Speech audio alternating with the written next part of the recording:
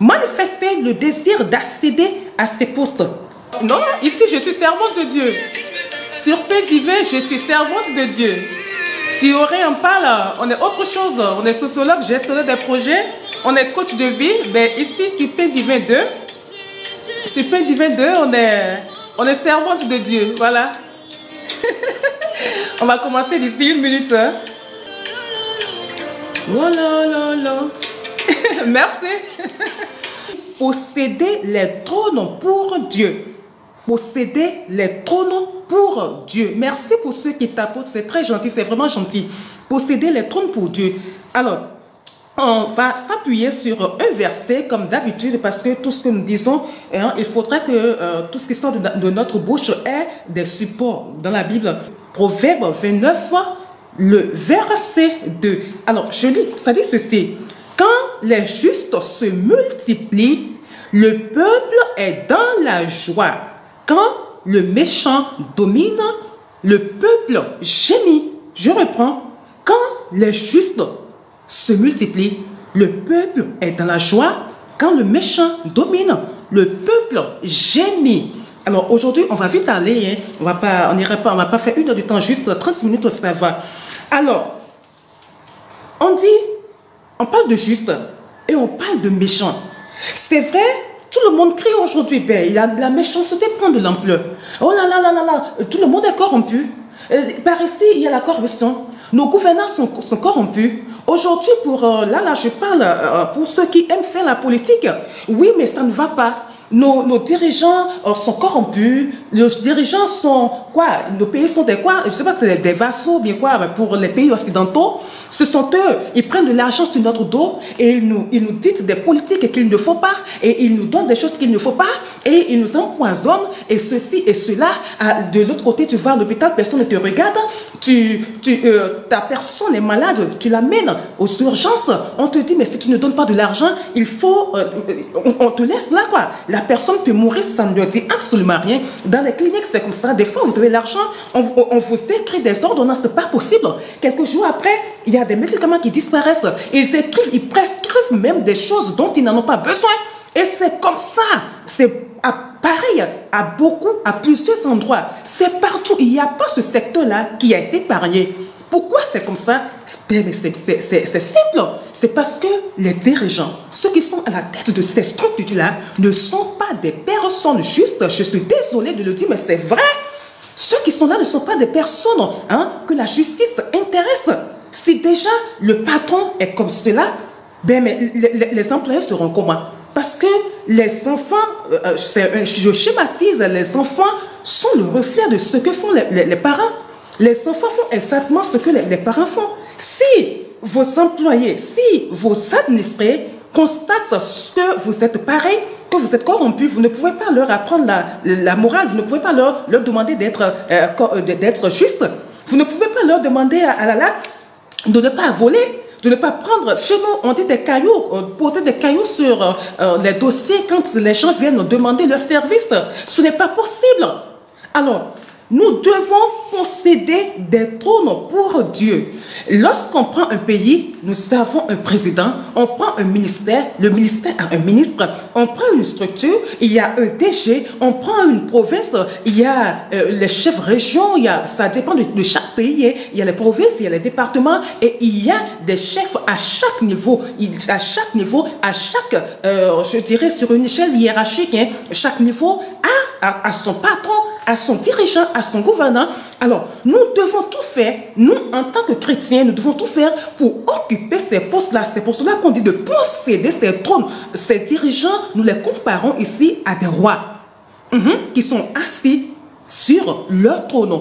Alors, si les personnes qui sont justes, parce que c'est ce que dit le verset là, quand les justes se multiplient, le peuple est dans la joie. Écoutez, imaginez un peu, si au niveau des hôpitaux, surtout dans nos pays africains, si nous avons des personnes qui sont justes, nous avons des ministères, des ministres justes, des chirurgiens justes, je ne dirais pas qu'ils sont tous corrompus, attention, il y a toujours des gens qui sont corrects, mais la majorité, qu'est-ce qu'ils font? On les connaît bien. Ce sont des gens, quand tu vas en visite, pardon, je dis en visite, quand tu vas en consultation, parce qu'ils veulent des profits, il y en a qui te donnent des ordonnances, mais qui ne te concernent en rien. Ou carrément, ils vont te dire, mais viens chez moi. Ils ne vont pas bien s'occuper de toi là où tu vas. Ils vont te demander de venir dans leur clinique, juste parce qu'ils veulent s'enrichir, toi sur ta douleur, toi sur ta maladie. Si nous avons des personnes justes, si nous avons des ministres justes, est-ce que le pays ne va pas bien se porter? On dit, fais des routes, le ministère des Transports. On dit, je pense que bon, dans mon pays aujourd'hui, je vois que c'est mieux. Hein. Sinon, c'est comme ça dans plusieurs pays africains. Faites des routes. Hein? On fait des budgets. On alloue des budgets pour faire les routes de telle qualité. Et qu'est-ce qu'on fait? Qu'est-ce qu'ils font? Ils vont se rassembler quelque part et ils décident de combien ils vont prendre eux-mêmes. Ils décident de leur pourcentage. 2%, 10%, et on réduit la qualité de ce qu'il faut. On réduit la qualité de du besoin des autres. Et quelques temps après, qu'est-ce on constate? La voie, le courton commence à s'effriter et paf, ça se gâte.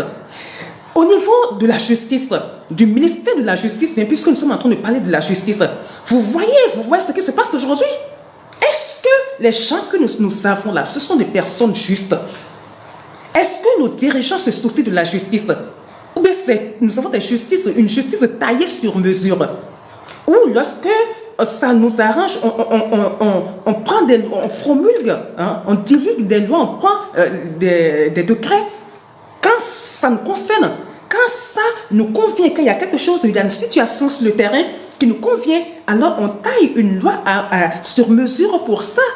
On peut marcher sur tout le monde et on crie. Même quand on crie, ça ne va nulle part parce que nos voix ne portent pas. Nous n'avons pas de porte-parole. Alors que si à ces niveaux, à ces points stratégiques-là, si à ces postes-là, hein, si ce sont des chrétiens qui y accèdent, des chrétiens justes, bien sûr, je ne parle pas des personnes qui se disent qu'ils sont chrétiens, qui disent à tout le monde qu'ils sont chrétiens, mais qui ne font pas preuve de justice. Je suis désolée, je ne parle pas de ces gens-là. Et ils sont tellement nombreux, ils pullulent dans nos administrations, ils pullulent dans nos marchés, ils pullulent dans toutes les structures, dans tous les secteurs, ils sont là. Ils se disent, quand tu demandes, ah moi je suis chrétien, ah moi je suis une chrétienne pratiquante, mais devant toi, on est en train de taquiner quelqu'un. On est en train de marcher sur le droit de quelqu'un et tu ne dis rien. Pour la petite histoire, j'ai juste une petite histoire personnelle que j'aimerais prendre là. J'étais dans une structure il y a cela, ça fait environ 8 ans en arrière là. Et quoi? Il y a une autre qui sort pour dire, nous avons besoin de telle personne pour faire un travail. Et je faisais partie des gens qui doivent faire le travail. On est resté pratiquement un mois à faire le travail.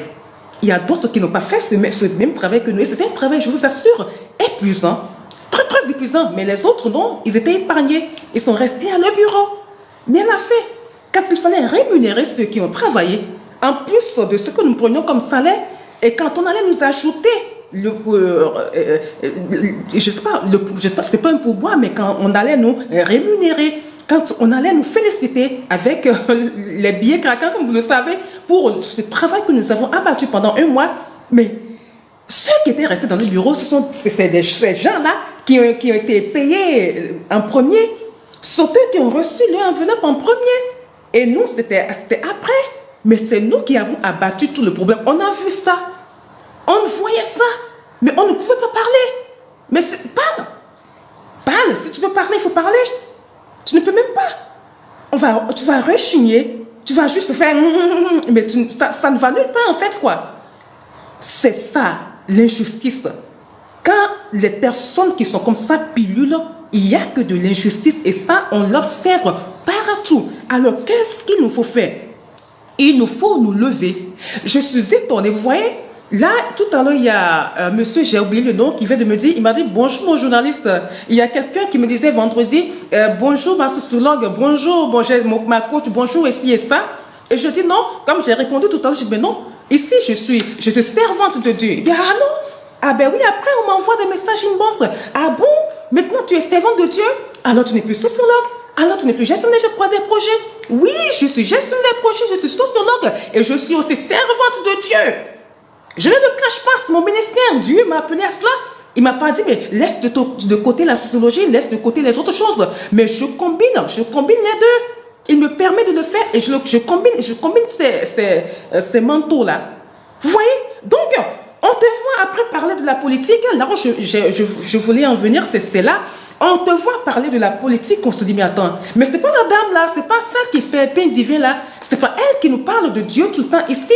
Mais comment se fait-il que c'est elle maintenant qui nous parle de l'AES, c'est elle qui parle de la CEDEAO, c'est elle qui parle de la politique, c'est elle qui parle de ci et de ça, c'est elle qui nous donne de telles informations. Mais je suis désolée, être servant de Dieu ou servante de Dieu ne nous détourne pas de toutes ces choses-là, non.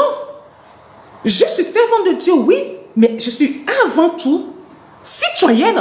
Nous sommes avant tout des citoyens de nos peuples.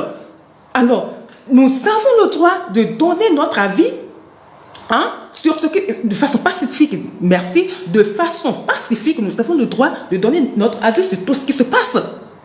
Voyez-vous, on a le droit de donner notre avis de façon pacifique, tout en n'oubliant pas que c'est Dieu qui établit toute autorité et que nous devons respecter toute autorité, toute personne assise sur un trône, un siège, nommé DG, nommé président, nommé ministre, nous le devons respecter. Mais cela ne nous empêche pas de donner notre avis, de dire s'ils font bien, de les féliciter, mais aussi quand ils font mal, d'avoir le courage de dire non, mais ça, vous le faites mal, vous faites ça mal. Si vous avez bien lu le livre de Jérémie, c'est ce que Jérémie dénonçait. Jérémie dénonçait des choses qui n'allaient pas du tout dans leur cité. Et qu'est-ce que les gens faisaient? Ils se levaient, mais ils insultaient Jérémie. Bref, allez les pourvoir. Nous devons, nous, avoir le courage, nous, en tant que chrétiens, avoir le courage de dire ces choses-là. Nous ne devons pas nous soustraire. Si les méchants pullulent aujourd'hui et occupent ces points stratégiques-là, c'est parce que nous sommes restés quoi? C'est parce que nous avons décidé de ne pas parler. Et aujourd'hui, quand quelqu'un se lève, un chrétien se lève et commence à parler de la cité de la politique, on dit non, mais soit tu fais de la politique, soit tu es pasteur, soit tu... Qui vous a dit ça?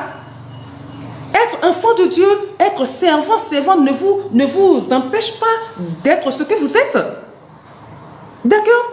Si vous qui êtes là, qui m'observez, vous êtes à vos postes stratégiques, cela ne vous empêche pas de parler de Dieu, de parler de votre Seigneur, d'apporter la bonne nouvelle aux gens, de montrer par votre comportement que Dieu, vous vivez selon la parole, selon les instructions que Dieu nous a laissées. Nous devons être de bons exemples. Et quand partout nous sommes, les gens nous observent. Et quand les gens remarquent que oui, ce que tu dis, les mots que tu sors de ta bouche, que vous sortez de votre bouche, et votre comportement, votre manière de réagir, d'agir, que c'est en adéquation, les deux sont en adéquation, mais ils vous respectent. Sans vous le dire, ils vous respectent. Ils savent en eux que telle personne est une personne juste, droite et tout et tout. Et j'étais aussi dans la même structure. On dit, un temps, il y avait je sais pas, une structure, là, je pense que c'est les gens de PNUD.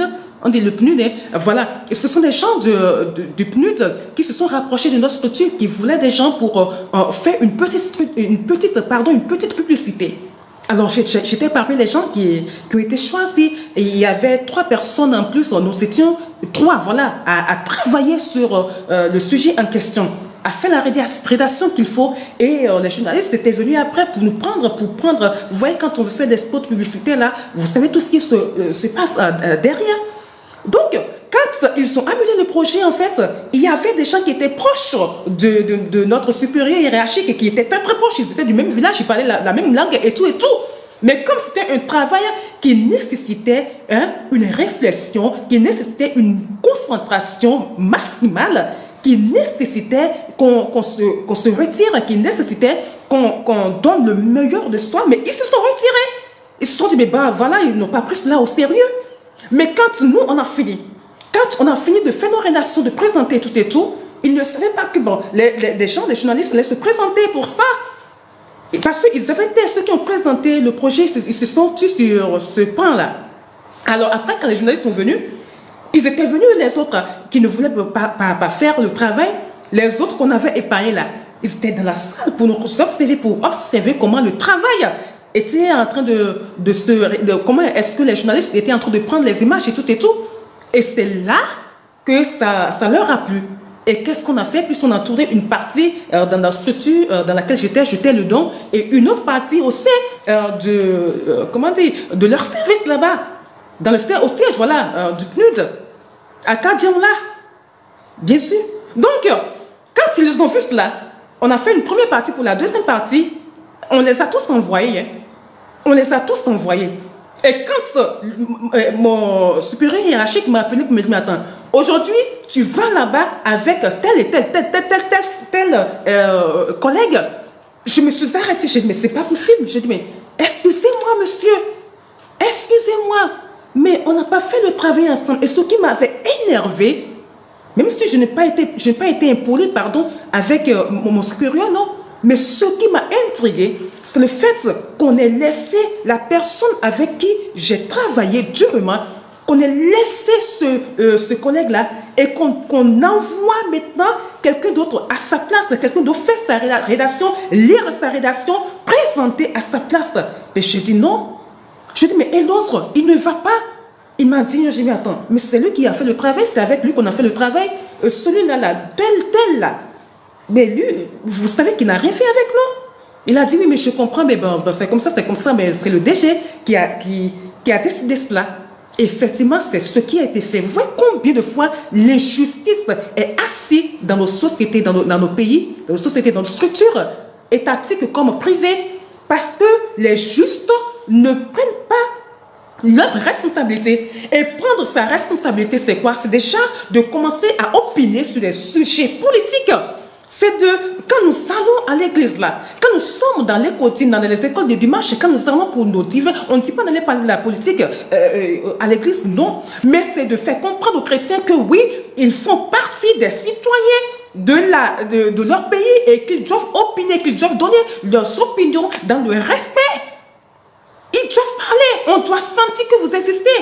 Et pour cela, il faut travailler dur. Il ne suffit pas seulement de parler de discours non, mais de travailler dur pour accéder à ces postes-là. Dieu nous veut à ces postes-là. Dieu veut que ses enfants soient à ces postes-là. Regardez Daniel. Est-ce qu'il n'y a pas des gens qui ont envie d'être comme des Daniel? Des femmes qui ont envie d'être comme, c'est pas Déborah. Nous devons nous lever. Nous devons tout faire pour accéder à ces postes-là, pour posséder des trônes, pour posséder des sièges pour notre Dieu, afin que Dieu puisse nous utiliser pour prendre possession de certaines choses, pour établir son règne. Alors ne critiquez pas les frères, les sœurs qui sont chrétiens, que vous connaissez, qui parlent de Jésus, mais qui parlent aussi de la cité, qui parlent aussi des questions, des sujets qui concernent leur pays, qui donnent leur point de vue. Ça doit commencer. Nous dormons, nous devons nous réveiller. Tapotez s'il vous plaît, je vous en supplie. Tapotez. Nous devons le faire. Vous voyez, nous avons l'obligation d'aller à ces endroits-là. Nous avons l'obligation de nous répandre. Nous avons l'obligation de prendre ces points-là. Avoir tel frère DG, avoir tel chrétien, je ne parle pas de faux chrétiens, de vrais chrétiens, juste à tel endroit. Lorsque nous allons nous réveiller, prendre conscience de cela, alors beaucoup vont œuvrer pour cela. Avec la prière, Dieu va permettre que nous soyons à ces postes-là, surtout quand il sait que nous sommes sincères et que nous allons faire sa volonté lorsque nous serons à ces différents postes-là. Le pasteur Adeboye a dit ceci, et je l'écoutais un jour, il a dit qu'il était proche d'un gouverneur de l'ouest du Nigeria. Et un jour, il était allé passer la nuit chez ce gouverneur-là. Le lendemain, il a constaté qu'il y a une onction qui l'a quitté et qui allait sur ce gouverneur. Il est devenu chrétien. Et qu'est-ce qu'il a dit avant sa mort? Il a dit ceci, que son siège là, le siège sur lequel il est assis là, que personne d'autre ne prendra, n'occupera ce siège s'il n'est chrétien. Que personne n'occupera ce siège s'il n'est chrétien né de nouveau. Il l'a dit, il l'a décrété. Et j'ai écouté ce pasteur l'année dernière, en 2023, et ce pasteur disait que ça fait plus de 20 ans que jusqu'aujourd'hui, personne n'a occupé ce poste. Il y a des gens qui désirent être là. Il y a des gens qui viennent, mais jamais ils n'ont réussi à s'asseoir sur ce siège. Il l'a possédé avec sa bouche. Il a parlé et Dieu a réalisé son propos, a réalisé son message. Jusqu'aujourd'hui, personne ne l'a occupé. Pourquoi? Parce que il n'y a pas de personne, de chrétien digne qui peut déjà accéder à ce trône-là, déjà intellectuellement, et après, quelqu'un qui a l'esprit libéré, qui ne pense pas que oui, quand on est chrétien, on ne doit pas parler de la politique. Non, vous voyez, il n'y a pas des gens comme ça. Et c'est pour cela que nous devons nous lever. Nous devons nous lever et travailler dur. Ne pas dire seulement quand on dit, mais quand tu demandes à un chrétien, dit, est-ce que tu veux être ministre? Oui, je veux être ministre. Quand les gens m'appellent, Madame la ministre, je dis, présente, je suis là. Amen.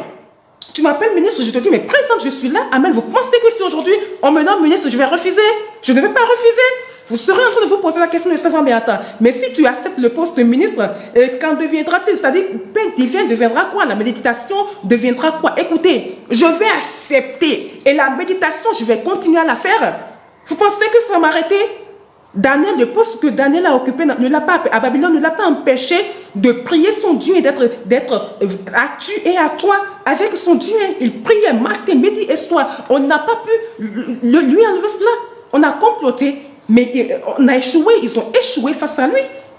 Vous pensez que si je deviens ministre, mais DG, mais quelque, je ne sais pas là, que je vais laisser tomber pain divin? Non. Tous les jours, à 5 h du matin, je serai assise là. Je serai là. Même si je suis en chemin, même si je suis dans la voiture, je serai connectée. Même si je suis en voiture, le chauffeur sera en train de me conduire, je serai derrière, connectée, en train de faire mon pain divin. De toute façon, c'est de 5 h à 6 h. Je vais finir mon pain divin, je vais finir ma méditation quotidienne avec vous. Et je continue dans mon travail. C'est Dieu qui vient en premier. C'est ce qu'il veut que pour nous. Et si beaucoup comme ça ont le désir d'accéder à ces sièges-là, d'être à ce niveau-là, Dieu va les accompagner. Si vous avez ce désir, Dieu va vous accompagner. Alors, aujourd'hui, je viens vous dire ceci. Ayez le désir de posséder des trônes pour Dieu. Ne laissez pas les autres, ne disent pas que non, lorsque nous serons là, il n'y a que des francs-maçons, il n'y a que des Illuminati. Quand tu n'es pas dans leur club, tu ne peux pas... Non. Vous savez ce que Dieu peut faire?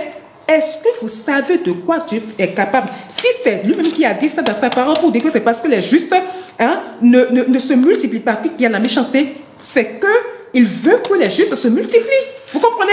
C'est qu'il veut que les justes se multiplient. Et il faut que nous nous multiplions.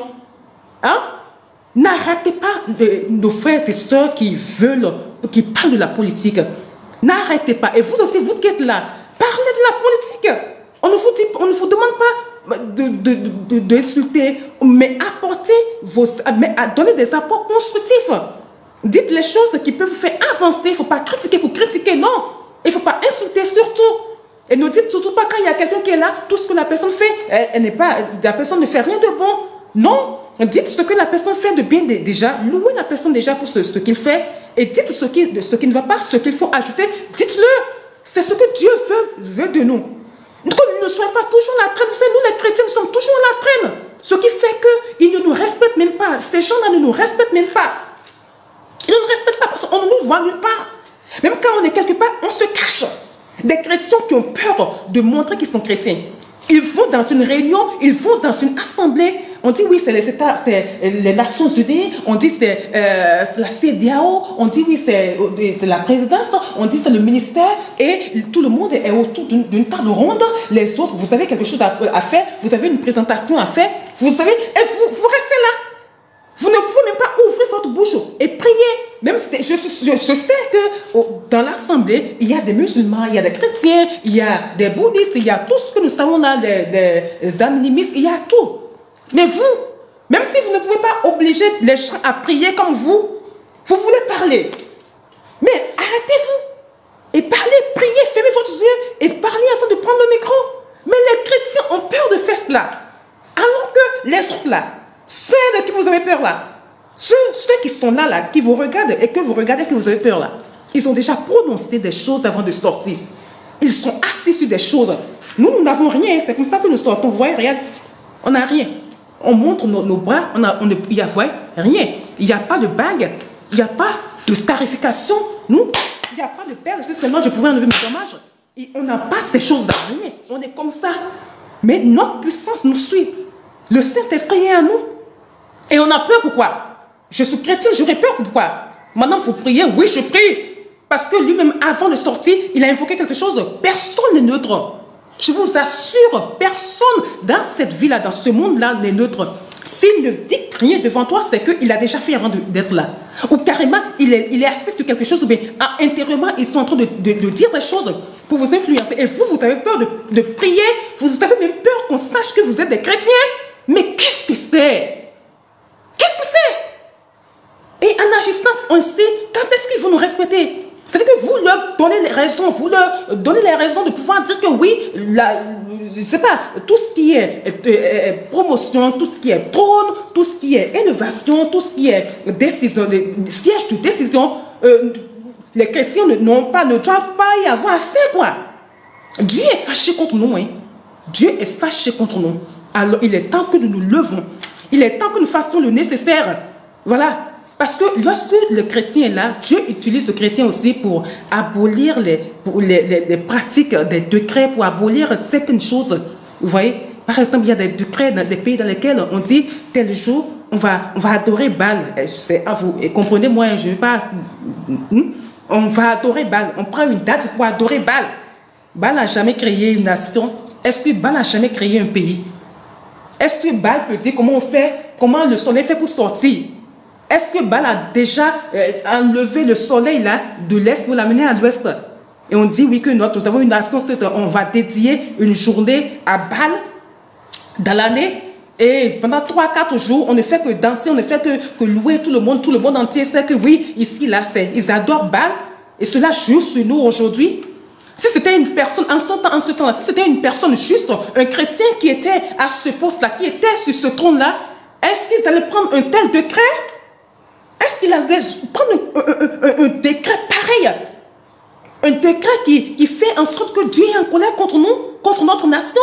Mais je ne pense pas. Alors Dieu a besoin de nous pour rétablir les choses.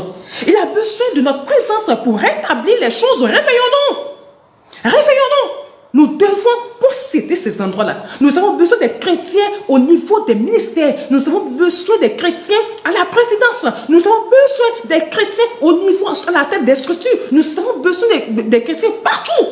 Aucun département, aucune structure ne doit être épargné. Donc, je vous en supplie, travaillons pour cela, dans la paix. Et soyons des personnes déjà justes. Et si nous demandons, personne juste. Être chrétien de nouveau. 2, être une personne juste soi-même. Parce que quand on n'est pas juste, comment est-ce qu'on ira rendre justice? Une personne juste soi-même. 3, vouloir faire la volonté de Dieu. Demandez à Dieu ensuite, je veux. Parce que quand vous ne manifestez pas le désir, mais Dieu ne peut rien faire. Il faut manifester le désir de pouvoir le faire pour que Dieu puisse vous aider.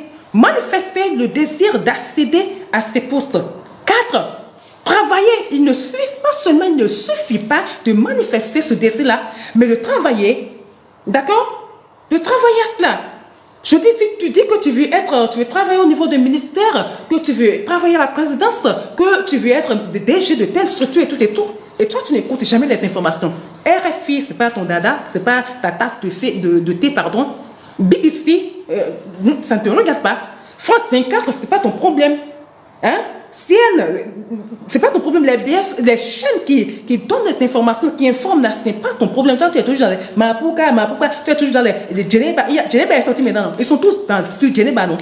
Toi, tu es tout le temps dedans. Ce qui se passe dans le monde, tu n'es pas informé. Et surtout, nous femmes. Les femmes, que faites-vous? Femmes chrétiennes, où êtes-vous? Mais réveillez-vous. Ne laissez pas, ne dites pas que vous n'êtes pas concerné, mais ça me désole. Pourquoi est-ce que vous n'aimez pas suivre les informations? Pourquoi vous n'aimez pas parler des sujets qui touchent votre société, les sociétés? Pourquoi que vous ne pouvez pas élever votre niveau? Hein? Si tu veux accéder, on veut accéder à ces postes-là, il faudra qu'on soit au point. Les autres, ils font tout pour être au point. Donc, il faut travailler aussi à cela, être informé. s'informer des choses, suivre les débats constructifs, au lieu d'être sur les panels de béret là, suivre, lire de bons livres, faire des débats, connaître, savoir des choses, faire beaucoup de lectures, c'est beaucoup s'informer. Il y a tellement de choses, vous connaissez. Il nous faut faire ces choses-là pour pouvoir accéder à ces niveaux. C'est ce que Dieu nous dit. Alors, c'est bien de prendre, de posséder cette... Vous voyez, là où je suis assise là, je peux prendre une décision, posséder des trônes. Je peux le faire, hein. Dieu a donné la bouche à... Dieu sait la bouche qu'il a donnée à chacun. Chacun se connaît, hein. De mon siège, je peux fermer des portes. De mon siège, là où je suis assise, je peux ouvrir des portes. Je peux fermer des portes. Mais on peut... C'est mieux lorsqu'on est sur le trône là. Vous comprenez donc la nécessité de tout faire pour posséder ces trônes. Alors, pour finir, je dirais ceci. Dieu vous visitera si tant est que vous êtes son enfant, que vous le suivez, que vous voulez faire sa volonté, d'accord, que vous voulez vraiment faire sa volonté, que vous êtes une personne juste et que vous désirez accéder à ces postes pour pouvoir bien diriger la société. Sachez que c'est la volonté de Dieu. Il nous veut pour ça. Alors je prie pour vous que votre vœu, que votre souhait soit une réalité dans le nom de Jésus-Christ de Nazareth. Que ce vœu-là se réalise dans le nom de Jésus-Christ de Nazareth. Et un conseil pour vous, lorsque vous allez commencer à vous intéresser aux choses qui concernent les structures, les niveaux que vous désirez atteindre et que les uns et les autres vont commencer à vous critiquer, ne les écoutez pas. Dans la vie, quand on a un objectif et qu'on veut avancer, on n'écoute pas les sentiers, on n'écoute pas les autres. Quand il faut juste avoir la vie du Saint-Esprit. Quand vous prenez une décision en accord avec le Saint-Esprit et qu'il est d'accord avec vous et qu'il vous dirige et qu'il vous a parlé à vous, je vous en supplie, faites fi de tous les critiques parce que les gens vous critiquer. Les critiques viendront d'abord de votre propre famille. Après, ça va être vos soeurs et frères, vos frères et sœurs de l'église, de votre communauté, etc. Fermez vos oreilles parce que vous n'avez pas les mêmes visions. Parce que Dieu ne vient, au moment où Dieu est en train de vous parler, il n'était pas là. D'accord? Alors, restez focus. Restez focus sur votre objectif. On a dit aujourd'hui qu'il faudrait que nous prenions des trônes pour Dieu. Ainsi, l'injustice va se réduire si vous prenez la décision de faire partie des gens qui vont réduire, qui vont faire en sorte que l'injustice soit réduite dans les sociétés. Alors Dieu est d'accord avec vous et je prie que cette grâce vous localise, qu'il vous accompagne dans votre décision afin que cela puisse être réel.